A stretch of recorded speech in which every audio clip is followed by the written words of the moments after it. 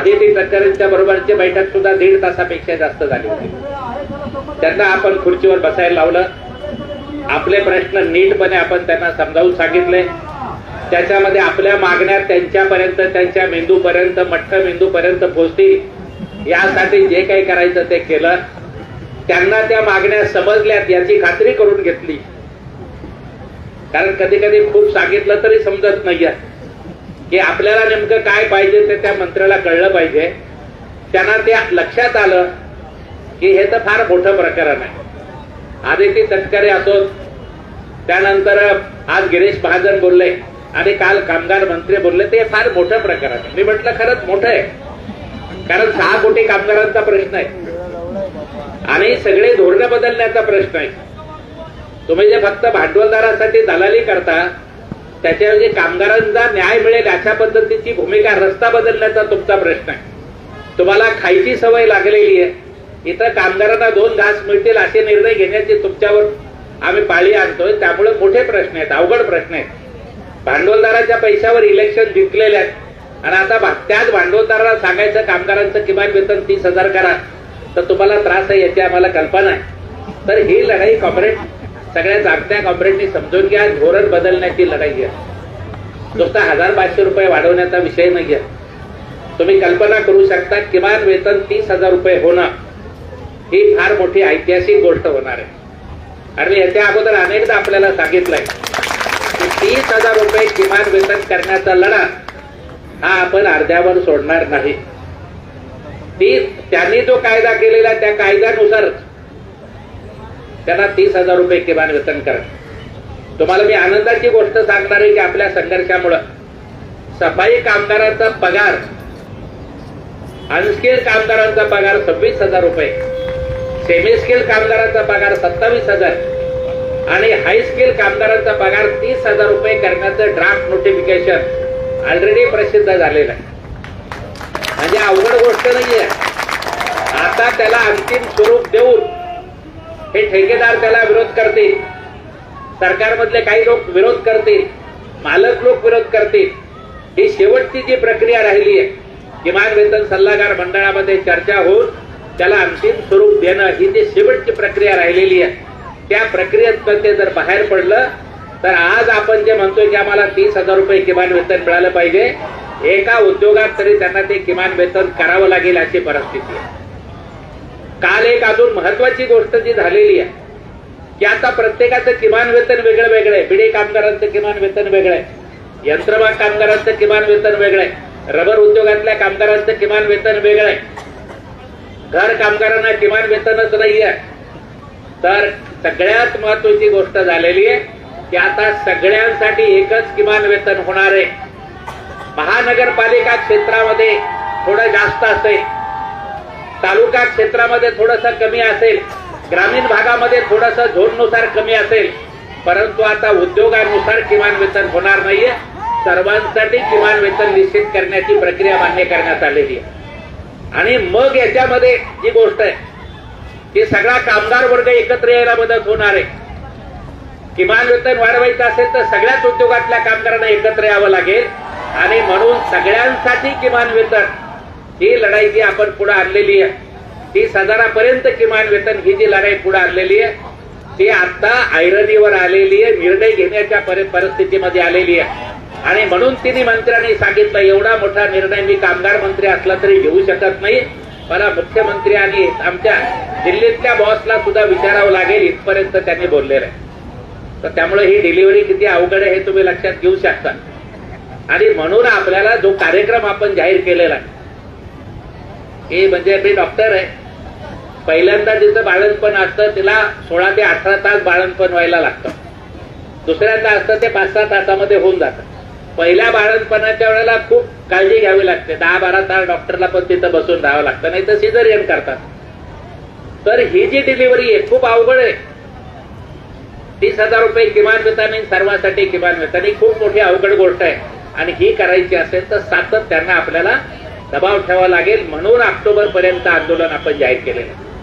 कुठे थांबले की लगेच लाथ मारायची आणि पुढे चालायला लावायचं, थांबले की लाथ मारायची आणि पुढे चालायला लावायचं. जोपर्यंत GR वर सही होत नाही तोपर्यंत लाथा मारण्याचा कार्यक्रम सुरू करायचा आणि म्हणून 15 तारखेपासून लाथा मारण्याचा कार्यक्रम आमदार, खासदार आणि मंत्र्यांच्या बाबतीमध्ये 15 ते 21 जून पर्यंत आपण ठरवलेला आणि ह्यामुळे सगळे आमदार, खासदार, मंत्री यांच्या बोकांडी बसणं, त्यांच्या कार्यालयात जाणं, 100-200 नाही 500-1000 जाणं आणि आपल्या बाजूने त्यांनी भूमिका घेतली पाहिजे याच्यासाठी दबाव टाकणं हे सगळ्यात महत्वाचं आंदोलन आहे. आता गिरीश महाजनांबरोबर तुम्हाला माहिती, गिरीश महाजन म्हणजे देवेंद्र फडणवीसांच्या इथला व्यक्ती येतो. आपल्याला माहिती, आपल्या शेतकऱ्यांच्या लॉंग मार्चच्या वेळेला सुद्धा संकट मोचक म्हणून देवेंद्र फडणवीसांनी त्यांना पाठवलं होतं. त्यामुळे ज्या वेळेला त्यांनी सांगितलं, पोलिसांनी सांगितलं की मुख्यमंत्री कार्यालयाने गिरीश महाजनांना सांगितलंय की कामगारांच्या शिष्टमंडळाशी चर्चा करा, त्यावेळेला ती महत्वाची गोष्ट होती आणि म्हणून आम्ही मान्य केलं की मुख्यमंत्री जर इथं नसतील, गिरीश महाजनांना जर मुख्यमंत्र्यांच्या सूचनेनुसार आपल्याशी चर्चा करायची असेल तर ती आपण चर्चा केली पाहिजे म्हणून आपलं शिष्टमंडळ गेलं आणि त्याच्यामध्ये त्यांनी हा सगळा विषय समजून घेतला. त्यांच्या एक गोष्ट लक्षात आणून दिलं की तुम्ही कामगारांचं प्रचंड शोषण करत आहात, कामगारांकडे दुर्लक्ष करत आहात हे आपण लक्षात आणून दिलं आणि त्यानुसार त्यांनी 26 तारखेपर्यंत 26 जून पर्यंत मुख्यमंत्री आणि सगळे मंत्री 6 मंत्री आपल्या ह्याच्यामध्ये लागणार आहेत. आपल्याला कामगार मंत्री लागणार आहेत, आरोग्य मंत्री लागणार आहेत, त्याचबरोबर परिवहन मंत्री लागणार आहेत, वस्त्रोद्योग मंत्री लागणार आहेत, समाज कल्याणचे मंत्री लागणार आहेत. हे सगळे जे मंत्री लागणार आहेत, नगरविकासचे मंत्री लागणार आहेत, त्या सगळ्या मंत्र्यांना बरोबर घेऊन 26 तारखेच्या आत CITUचं शिष्टमंडळ आणि मुख्यमंत्री आणि हे मंत्री ही बैठक त्यांनी करण्याचं आश्वासन दिलेलं आहे. त्यांना आम्ही सांगितलेलं आहे की आम्ही तुम्हाला आठवण द्यायला येणार नाहीये, आम्ही बिलकुल आठवण द्यायला येणार नाहीये. आमचा कार्यक्रम तुमच्या बाबतीमध्ये ठरलेला आहे आणि त्या पद्धतीने आपल्याला कार्यक्रम करायचा आहे. तर 26 तारखेपर्यंत ही आपली त्यांच्याबरोबरची बैठक होईल. पुन्हा पोलिसांना जरा विनंती आहे, जरा थांबा, शेवटचं भाषण चाललंय, कोणी डिस्टर्ब करू नका, समारोपाचं भाषण चाललेलं आहे. तर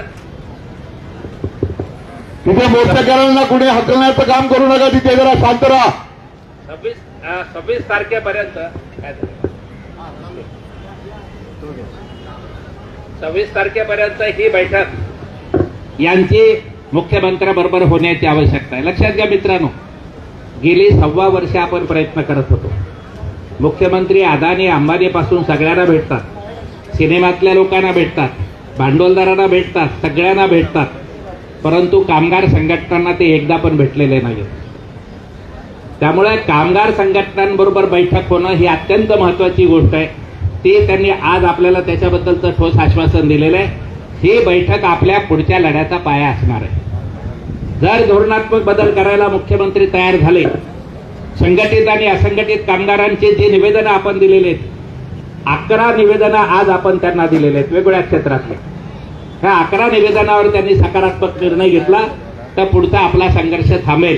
जर नाही निर्णय घेतला तर आपण जाहीर केल्याप्रमाणे आपला संघर्ष चालणार आहे. त्यामुळे ही सातत्याची लढाई चालू राहणार आहे. काही प्रश्न सुटलेले येतात, परंतु त्याचा GR निघाल्याशिवाय जाहीर करायचं नाही. आज मुख्यमंत्री कार्यालयाशी फोन करून गिरीश महाजनांनी 2-3 प्रश्नामध्ये लक्ष घातलेले. त्यांनी सांगितलं की 2-3 दिवसामध्ये हे दोन्ही तिन्ही निर्णय मी घ्यायला भाग पाडतो. ते निर्णय तुमचे होतील आणि ते तुमचे प्रश्न सुटतील. काही प्रश्न सुटायची मदत झालेली आहे. अंगणवाडीचे काही प्रश्न आदिती तटकरेंच्या प्रश्नाच्या वेळेला सुटलेले. काल कामगार मंत्र्याबरोबर बैठक झाली. आपण तक्रार केली होती की कामगार मंत्री कामगारांसाठी वेळ देत नाही. त्याने आजच अनेक उद्योगातल्या कामगारांच्या मालकाबरोबर बैठक घेतली आणि मालक लोकांना त्यांनी सांगितलेलं आहे की तुम्ही कंत्राटी कामगारांच्या बाबतीमध्ये भूमिका घेता ती चुकीची. काढून टाकलेल्या त्या कंत्राटी कामगारांना तुम्हाला कामावर घ्यावं लागेल, अशा पद्धतीच्या आजच त्यांनी भूमिका घेतलेली आहे. कामगार मंत्री अशी भाषा कधी वापरत नव्हते, ते आज त्यांनी भूमिका मांडलेली. तर मिड डे मीलचा प्रश्न, फेरीवाल्याचा प्रश्न, अंगणवाडी कर्मचारी, आशा, शालेय पोषण, स्त्री परिचर, बांधकाम मजुरांचा प्रश्न, हे सगळ्या प्रश्न, घर कामगारांचा प्रश्न, सगळ्या प्रश्न चर्चा झालेली आहे. टप्प्याटप्प्याने हे प्रश्न सुटण्याची परिस्थिती आपण निर्माण करतो. कोणीही भ्रमात राहायचं नाही की एका वेळेला पटकन प्रश्न सुटतील. हे लबाड लोक असतात, आश्वासन देतात, परत त्याच्यातनं बदलतात, परत आपल्याला त्यांच्या छाताडावर बसावं लागतं. ही सगळी प्रक्रिया आपल्याला पुढच्या काळामध्ये सुद्धा करावी लागणार आहे. आणि म्हणून मुख्य मुद्दा असा आहे की आपली संघटना गाव पातळीवरची, तालुका पातळीवरची, वस्त्यातली संघटना मजबूत करा. संघर्ष आपल्या पातळीला पुजलेला, तो संघर्ष करत करत आपल्याला न्याय मिळवून घ्यायचा आणि त्या दृष्टीनं CITच्या सर्व संघटनांनी स्वतःला सक्षम बनवलं पाहिजे, एवढ्यात आपल्याला सांगायचं आहे. परत एकदा मी तुम्हाला सांगतो की भांडवलदाराचं दलाल असलेलं सरकार आहे. तुमचे प्रश्न लगेचच ते सोडवणार नाहीत. सातत्यानं संघर्ष करण्याची आवश्यकता आहे आणि त्यासाठी आपण पोलादी संघटना, क्रांतिकारी संघटना उभी केली पाहिजे. त्या कामाला तुम्ही प्राधान्य द्यायचं आहे.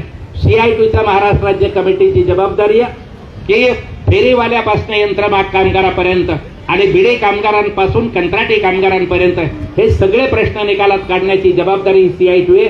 CITची आणि ती CIT सक्षमपणे पार पाडल्याशिवाय राहणार नाही, एवढं त्या प्रसंगी सांगतो. पुन्हा एकदा तुम्ही हजारोच्या संख्येनं गेल्या 3 दिवसात आलात आणि हे आंदोलन यशस्वी केलं, त्याबद्दल तुम्हाला सर्वांना लाल सलाम करतो.